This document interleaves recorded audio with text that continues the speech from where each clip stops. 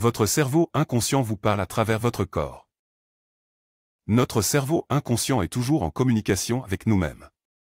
Le problème, c'est que nous, en tant qu'êtres humains, ne pouvons ni ne voulons voir ces signaux.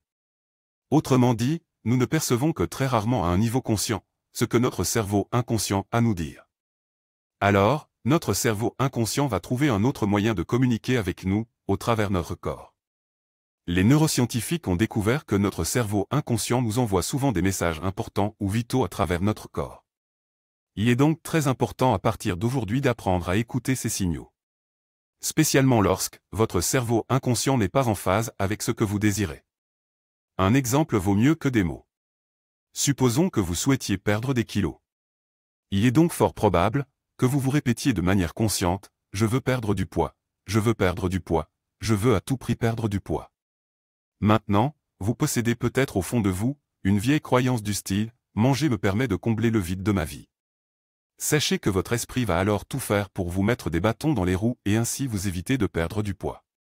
Pour obtenir votre attention, votre cerveau inconscient va en effet produire des neurotransmetteurs qui vont atteindre votre estomac. Ce qui provoquera en vous-même une envie irrépressible de manger, alors que paradoxalement, votre but est de perdre des kilos. Mais ce n'est pas tout. Votre mental inconscient est si malin et rusé qu'il peut commencer aussi à vous mettre en tête toutes sortes de pensées et images obsédantes.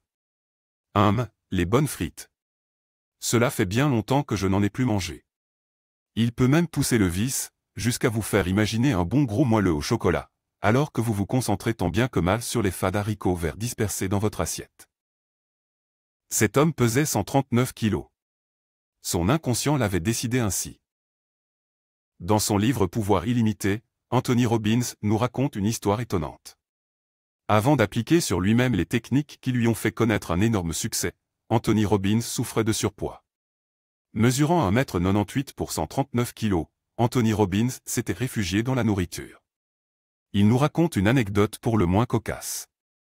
Un jour pendant qu'il conduit dans sa voiture sur une autoroute de Californie près de Los Angeles, il aperçoit une publicité géante au bord de l'autoroute. Cette publicité montre un appétissant hamburger d'une célèbre marque américaine. À peine le temps de lire le slogan, une petite faim, qu'il quitte prestement l'autoroute par la première sortie. Direction le fast-food de cette fameuse marque le plus proche. Cette irrépressible envie de manger n'avait pourtant rien d'étonnant. Pourquoi? L'envie de manger était un besoin irrépressible provoqué par son propre cerveau inconscient. Par la nourriture, Anthony Robbins semblait combler un besoin non satisfait. Comme sa volonté tentait de faire barrage, le cerveau inconscient lui envoyait via son propre corps un message subliminal. Tu as vu le bon hamburger? Son estomac commençait à gargouiller. Il commençait à saliver. Une sensation de faim terrible commençait alors à l'envahir. Pourtant, il savait très bien consciemment que s'il continuait à manger comme cela, sa ligne et sa santé allaient en pâtir. En y regardant de plus près, Anthony Robbins était victime de son propre inconscient. Cependant, en apprenant à maîtriser ses propres pensées, Anthony Robbins a non seulement perdu presque 20 kilos, mais il a aussi expérimenté d'impressionnants changements dans sa vie. En prenant conscience dès aujourd'hui du pouvoir de votre cerveau inconscient, vous pouvez vous aussi apprendre à vous débarrasser de vos mauvaises habitudes qui vous éloignent peut-être du chemin du succès. En apprenant à écouter les messages subliminaux que votre cerveau vous envoie à travers votre corps, vous deviendrez un véritable expert dans l'art de comprendre vos besoins et aspirations profonds, sans que votre cerveau inconscient ne vienne vous mettre des bâtons dans les roues.